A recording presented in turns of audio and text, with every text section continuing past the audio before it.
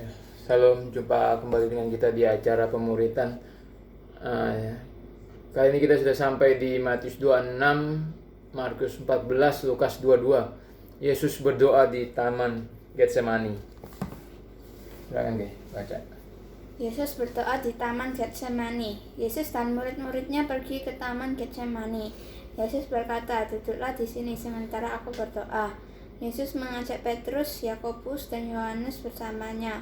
Ia berlutut dan berdoa, "Bapa, jika Engkau berkenan, ambillah cawan ini dariku, namun jadilah kehendak-Mu, bukan kehendak-Ku."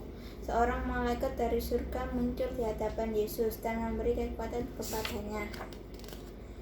Selesai berdoa, Yesus kembali kepada para muridnya. Ia mendapati mereka sedang tidur.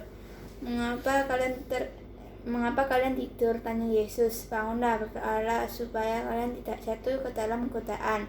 Lalu Yesus pergi lagi dan berdoa dengan doa yang sama. Kemudian ia kembali lagi. Ia mendapati para muridnya tertidur lagi. Maka Yesus meninggalkan mereka. Untuk ketiga kalinya ia berdoa lagi. Ia kembali kepada murid-muridnya dan berkata, "Apakah kalian masih tertidur? Lihatlah, waktunya sebentar lagi. Anak manusia akan diserahkan ke tangan orang-orang berdosa. Bangunlah, marilah kita pergi. Orang yang hendak menyerahkanku sudah datang." Seperti biasa kita akan mulai dengan Injil. Injil adalah kabar baik. Apa kabar baiknya? Kabar baiknya adalah Allah turun ke bumi dalam rupa manusia yang bernama Yesus. Dia menjalani semua perintah Bapaknya di perjanjian lama dengan sempurna. Seharusnya kita manusia yang menaati perintah Bapa. Dan pada akhirnya dia masuk ke Yerusalem. Ia ditangkap, dihina, dipukul, dan disalibkan. Seharusnya kita manusia yang dihukum, tetapi dia tanggung semuanya di pundaknya. Ia ditikam dan diremukkan oleh Bapaknya sendiri untuk memuaskan murka dan keadilan Bapaknya. Ia mati, disalib salib, dikuburkan. 3 hari kemudian dia dibangkitkan sebagai tanda pembayarannya telah lunas dan nama baiknya telah dipulihkan. Karena Yesus bukanlah seorang penjahat, melainkan anak Allah. Karena kebangkitan Yesus adalah lambang kemenangan bagi kita orang berdosa. Jadi kita orang berdosa supaya bertobat dan percaya Injil agar dapat diselamatkan dan dapat masuk ke surga dengan mengandalkan kebenaran Kristus. Oke. Kita sudah belajar hari-hari terakhir dari pelayanan Yesus ya.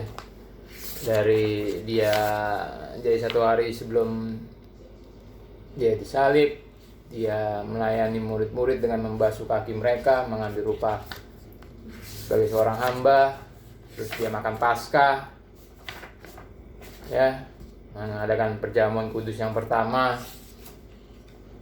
Terus secara isyarat dia memberitahu siapa yang akan mengkhianati Yesus, ya, yaitu Yudas. Dan sampai akhirnya setelah itu dia pergi ke Taman Getsemani. Ya.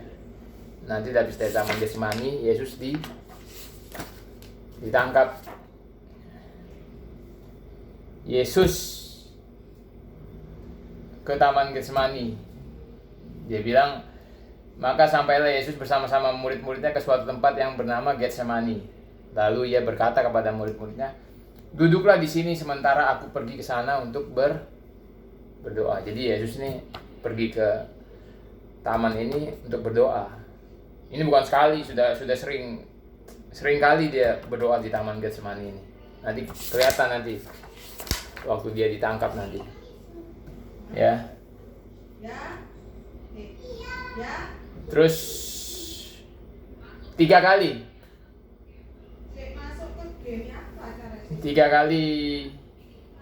Yesus berdoa. Ya. 3 kali dia berdoa di Taman Getsemani. Doanya yaitu, "Ya Bapakku, jikalau sekiranya mungkin, biarlah cawan ini lalu daripadaku, tapi janganlah seperti yang Kau kehendaki, melainkan seperti yang Engkau kehendaki." Ya, ingat, dengan sukarela dia masuk ke Yerusalem. Dia akan ditangkap, disiksa, ya. Semua itu dia lakukan demi kita. Tapi sebelumnya dia berdoa di taman Getsemani. Dia berkata, jikalau sekiranya mungkin, biarlah cawan ini lalu daripadaku. Di sini bukannya Yesus itu nggak dengan sukarela, gitu. Banyak orang di luar Kristen bilang, oh Yesus ini nggak sukarela mengorbankan dirinya karena dia minta cawan itu berlalu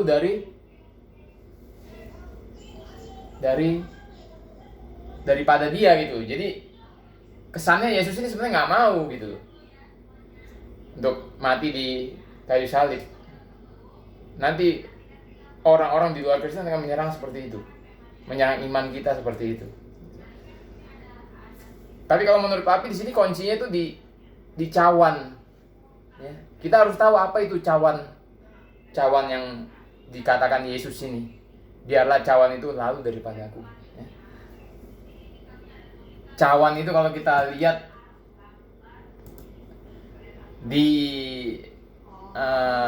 kalau mau dijelaskan dari bagian firman Tuhan yang lain, ya, di Alkitab, kita bisa lihat di Yesaya 51 ayat 17 misalkan. Terjagalah, bangunlah hai Yerusalem, hai engkau yang telah meminum dari tangan Tuhan isi piala kehangatan murkanya. Jadi cawan piala kan sama. Engkau yang telah meminum menghirup habis isi cangkir yang memusingkan. Jadi cawan itu isinya itu apa? Ini lo baca. Murka Tuhan. Ya. Beginilah firman Tuhan Allahmu akan memperjuangkan perkara umatnya. Sesungguhnya aku mengambil lagi dari tangan piala dengan isinya yang memusingkan dan isi cangkir kehangatan murka. Ya, banyak ayat-ayat pendukung ini di Mazmur, Yeremia, terus di Wahyu, ya. Oke, jadi cawan yang disebut Yesus itu dan minta itu berlalu daripadanya, itu cawan murka Tuhan. Murka pada siapa? Pada manusia. Kenapa? Karena kejahatan manusia, dosa manusia. Ya. Kenapa Yesus bisa sampai dikatakan di sini sampai berpeluh, keringatnya itu seperti apa? Keringatnya itu sampai mengeluarkan darah. Ya. Kenapa kok dia bisa sampai kayak gitu? Sampai dikatakan dia takut. Bukan takut terhadap mau disalib, dia sudah tahu semua, sudah ngelihat semua apa yang akan terjadi pada dirinya sendiri nanti di Kalvari, itu dia sudah tahu semua. Tapi ketika dia melihat cawan murkanya Tuhan, dia tuh sampai takut, aduh, ini kalau bisa berlalu daripada aku. Tapi kenapa kalau kita baca ayat ini, cawan murkanya Allah, dosa, kita masih bisa biasa gitu mendengarnya, ya? Kelly mendengarnya biasa toh, Papi juga ngomong biasa. Tapi kenapa Yesus bisa sampai darahnya keringatnya sampai keluar darah? Ya, kenapa Yesus ngelihat cawan itu bisa sampai keluar keringat darah, sampai takut?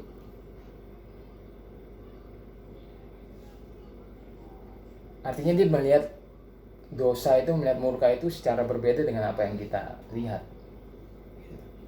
Ya. Kenapa kita bisa nggak takut? Kenapa kita bisa biasa-biasa aja membaca ayat ini, mendengar ini? Nggak seperti Yesus, karena kita nggak ngerti, kita nggak bisa memahami apa itu artinya dosa di mata Tuhan.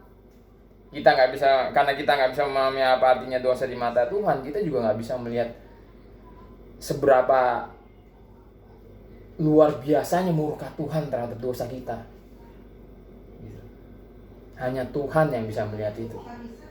Karena dia sempurna, dia bisa mengerti tentang dosa itu dengan sempurna. Ya, dan dia bisa ngelihat bejatnya kita ini sampai murkanya Allah itu sampai kayak seperti itu. Bener-bener parah, sampai Yesus tuh sampai keringatnya tuh keluar darah. Itu benar-benar ketakutan. Karena dia melihat murka Allah itu, dia bisa lihat. Gitu. Ya. Ada yang bilang tuh seperti gelombang tsunami yang akan menghantam manusia tuh. Murkanya Allah tuh seperti ada seorang penulis mengatakan murkanya Tuhan itu waktu itu seperti gelombang tsunami yang akan siap menghantam manusia. Kamu bisa bayangin. Ya, mungkin kamu pernah lihat tsunami di TV, atau kamu bisa bayangin sebuah waduk yang sangat besar, tiba-tiba waduk itu pecah dan kamu tuh tiba-tiba ada ya mungkin kamu lagi berlibur atau lagi ngapain di sebuah villa pondok yang nggak jauh dari waduk itu, tiba-tiba waduk itu pecah, akhirnya siap menghantam kamu. Seperti itu murkanya Tuhan itu. Waduk itu apa? Waduk itu sebuah bangunan yang menahan air. Itu biasanya sampai tinggi banget. Bisa bayangin itu dia menampung berapa juta volume air, ya, dan itu pecah. Sedangkan di bawahnya tuh misalnya kamu lagi berlibur di sebuah villa yang ada di depan waduk itu, kamu bisa bayangin tuh murka Allah tuh seperti itu pada kita. Jadi kamu jangan bilang Tuhan itu, kita nggak bisa ngomong Tuhan itu nggak bisa murka. Tuhan itu kasihnya sempurna, ya, karena dia kasih, otomatis dia juga bisa murka, dan murkanya itu sempurna. Ya. Kenapa kok kasih bisa murka? Ya gini loh, istilahnya gini loh.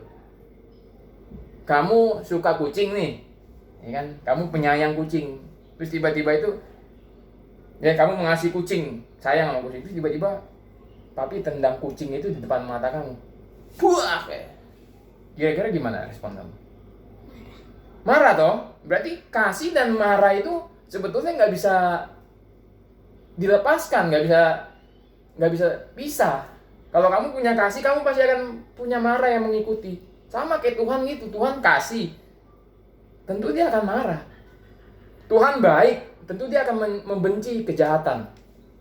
Dan Alkitab mengatakan semua manusia itu berdosa, semua manusia itu jahat. Sedangkan Allah itu baik, Allah itu kasih. Gimana kira-kira Allah yang baik dan penuh kasih itu melihat manusia yang jahat, penuh dengan dosa, yang selalu melawan dia? Ngerti? Dan kita nggak bisa ngerti apa itu dosa, kita nggak bisa ngerti sepenuhnya tentang Allah, karena dia sempurna, kita nggak sempurna. Tapi pernah bilang tuh, itu yang menjadi ketakutan buat kita, ya. Itu yang menjadi sebuah momok buat kita, sebuah ketakutan buat kita. Karena kenapa? Kita ini nggak ngerti Tuhan sepenuhnya. Jadi ketika kita berdosa, kita nggak tahu perasaan Tuhan itu seperti apa. Ngerti kamu?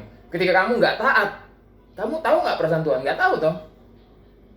Sampai mana dia sakitnya, ya, sampai mana dia murkanya, kita nggak tahu. Kita santai-santai aja berdosa, ya. Bahkan sekarang dosa itu menjadi hal yang biasa buat manusia, karena kita nggak ngerti. Padahal itu yang mesti kita takuti, karena kita nggak ngerti, terus kita berdosa, kita nggak bisa membayangkan gimana murka Tuhan. Mesti itu kita harus takut untuk melakukan dosa itu. Papi ngomong kayak gini bukan karena papi sudah suci atau gimana, sudah nggak melakukan dosa, enggak, ya. Papi ngomong kayak gini ya nggak ada yang sempurna. Kita bisa berdosa setiap hari kita berdosa. Jadi kamu bisa bayangin ketika Yesus mengambil semua itu buat kita, ya, dia mencurahkan darahnya. Kemarin dia katakan, inilah darah perjanjian, ya, darah yang memulai perjanjian yang baru. Perjanjian lama disahkan oleh darah binatang, perjanjian baru disahkan oleh darah Tuhan. Ini darahku. Dia curahkan darahnya buat kita, dia mulai perjanjian yang baru itu. Seharusnya itu yang menjadi motivasi kita orang Kristen untuk melakukan segala sesuatu. Apa itu? Karena Yesus sudah mencurahkan darahnya buat kita. Kenapa kamu harus taat sama orang tua yang kadang-kadang orang tua ini nyebelin kamu? Kadang-kadang papi mami suka ngamuk sama kamu, tapi kamu harus taat. Kenapa? Ya karena Yesus sudah mencurahkan darahnya buat Kelin. Kenapa papi sebagai orang tua harus sabar sama Kelin? Ya kadang-kadang disuruh yang susah, belajar kadang-kadang pintar, kadang-kadang enggak. Kenapa kita orang tua harus tetap sabar? Karena Yesus sudah mencurahkan darahnya buat papi mami. Itu harus jadi motivasi kita. Kenapa saya harus baik sama orang? Karena Tuhan sudah mencurahkan darahnya buat kita. Kenapa saya harus sabar sama adik saya? Karena Tuhan sudah mencurahkan darahnya buat kita. Itu jadi satu-satunya motivasi kita. Ya, ingat kemarin Mama bilang kita ini milik Tuhan dalam hal penciptaan. Ya, dan ketika kita percaya, kita ditebus, dibayar lagi oleh Tuhan dengan tubuh dan darahnya sendiri untuk menjadi anaknya, untuk menjadi budaknya, untuk menjadi sahabatnya. Ya, status kita diganti jadi anak Allah. Udah milik ciptaan, ditebus pula dengan tubuh dan darah sendiri. Kalau kita ngerti itu, makanya Alkitab bilang persembahan yang paling masuk logika, persembahan yang paling masuk akal itu kita mempersembahkan tubuh. Ketika kita tahu itu, Paulus bilang aku menjadi tawanan roh. Gimana kita nggak mungkin jadi tawanan Tuhan kalau kita ngerti itu. Seharusnya kita bisa menjadi tawanan Tuhan ketika kita mengerti itu. Ya, ingat, jadi dosa itu sangat menyakiti Tuhan karena kita nggak ngerti sampai mana murkanya Tuhan ketika Tuhan melihat kita berdosa. Tapi karena kasihnya,